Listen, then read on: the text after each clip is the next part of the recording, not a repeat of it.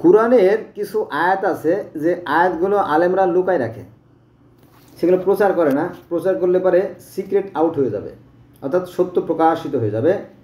দেখেন কি বলা হয়েছে, 6 নম্বর সূরা আনামের 108 নম্বর আয়াত কি বলা হয়েছে দেখেন।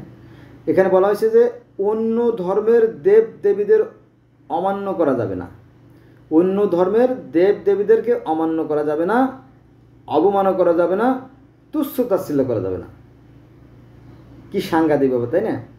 আবার শোনেন, যেহেতু এই আয়াতটা কিন্তু খুব ডেয়ারিং, সিরিয়াস।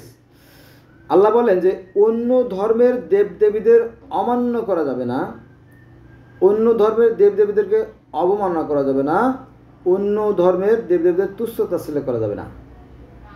6 নম্বর সূরা আনামের 108 নম্বর আয়াতে। এখন মুসলমানরা তো জানে না যে এই দেব দেবী কারা, বা হুজুরও জানে না এই দেব দেবী কারা। এই দেব আর দেবী কিন্তু ঈশ্বর নন, এই দেব আর দেবী কিন্তু ভগবান নন, জানেন তো? সৃষ্টিকর্তা পৃথিবী সৃষ্টি করলেন,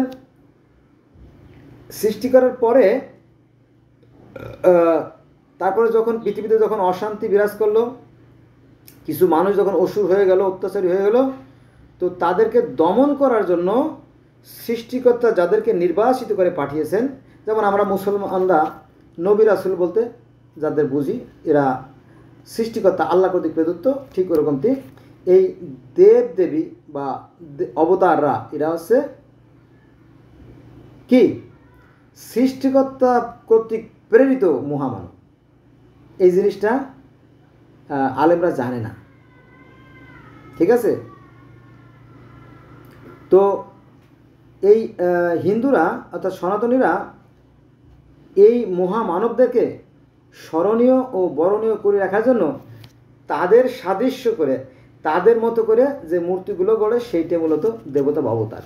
এই দেবতা বা অবতার কিন্তু ঈশ্বর নন, ঈশ্বরের পূজা করা লাগে না, কারণ ঈশ্বর হচ্ছে অভাবমুক্ত, তার কোনো কিছুর অভাব নাই। বোঝা গেছে বিষয়টা? এই বিষয়গুলো জানে না, না জেনে তারা কি করে, বিষ উদ্গার করে, অন্য ধর্ম সম্বন্ধে বাজে মন্তব্য করে, ফলে মানুষের মধ্যে একটা বিভেদ সৃষ্টি হয়। আপনি যদি মসজিদে যান দেখবেন যে খালি বদনাম, দুনিয়ার যত ধর্ম আছে সব ধর্মের বিরুদ্ধে বদনাম। আপনি যদি ইসে যান, ওয়াজ মাহফিলে যান, দেখবেন যে অন্য অন্য ধর্মের প্রতি খালি বদনাম বদনাম বদনাম। হ্যাঁ, মাদ্রাসায় যান, অন্য ধর্মের খালি বদনাম বদনাম শিখানো হয়, ফলে ওদের মেন্টালিটি এটা মানে বিরূপ প্রতিক্রিয়া সৃষ্টি হয় মাদ্রাসা ছাত্রগুলোর ভিতরে। কিন্তু তাদের পজিটিভ দিকগুলো বলে না, যে দেখো যে একজন ইঞ্জিনিয়ার, একজন বিজ্ঞানী একটা ওষুধ আবিষ্কার করছে, টিটেনাস আবিষ্কার করার ফলে লক্ষ লক্ষ মানুষ অকালে মারা যাচ্ছে না। একজন বিজ্ঞানী অ্যান্টিভেনাম ইঞ্জেকশন আবিষ্কার করছে, ফলে এই পৃথিবীতে লক্ষ লক্ষ মানুষ সাপের কামড়ের হাত থেকে বেঁচে যাচ্ছে। সাপে কামড়াচ্ছে, তাকে অ্যান্টিভেনাম ইঞ্জেকশন দিচ্ছে, সে বেঁচে যাচ্ছে। মজার বিষয় না?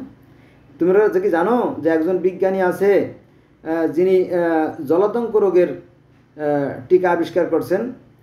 সেই জলাতঙ্ক রোগের টিকা দিলে পরে কুকুরে, শিয়ালে, বাগডাসা, সাইরেলে, তারপরে মেসো বাঘ, বিড়াল, হায়না, এই জাতীয় যে প্রাণীগুলো আছে তারা কামড় দিলে তাদের যে জলাতঙ্ক রোগ হয় সেই রোগটা হয় না, ফলে লক্ষ লক্ষ মানুষ বেঁচে যাচ্ছে। তোমরা কি জানো একজন বিজ্ঞানী আছে যিনি যক্ষা রোগের ওষুধ আবিষ্কার করছে? যক্ষা, আগেকার দিনে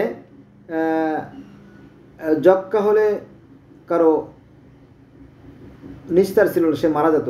আমার সামনে, যে আমি বেঁচে আছি এখনো, আমার সামনে নড়াইলের একজন ভাই ছিল, নড়াইলের লোহাগাড়া থানার একজন ভাই, ওনার হচ্ছে নুরু ভাই, খুব ভালো মানুষ। তো ওই মানুষটা দেখলাম যে যক্ষা হয়েছিল, কাশতে কাশতে কাশতে কাশতে তার গলা দিয়ে তাজা রক্ত হয়েছিল, দেখলে আতঙ্ক হয়ে যেত। তো ওমা, এই যক্ষার চিকিৎসার লাগে হুজুরে ডাকে নিয়েছে।